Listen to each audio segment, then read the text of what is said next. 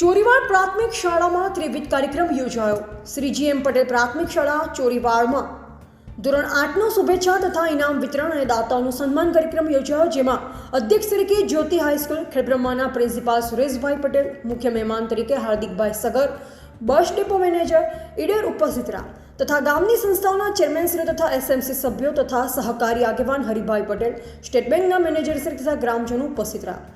પ્રાર્થના અને સ્વાગત ગીત અભિનય સાથે દીકરીઓ દ્વારા કરવામાં આવેલ શાબ્દિક સ્વાગત શાળાના આચાર્ય શ્રી સુભેશભાઈ વણકરે કરેલ। આ કાર્યક્રમમાં ગત વર્ષે વાર્ષિક પરીક્ષામાં શ્રેષ્ઠ દેખાવ કરનાર ધોરણ 3 થી 8ના વિદ્યાર્થીઓને ટ્રોફી દ્વારા અને વર્ષ દરમિયાન સહાભ્યાસિક પ્રવૃત્તિમાં શ્રેષ્ઠ દેખાવ કરનારને પ્રોત્સાહિત કરવામાં આવેલ।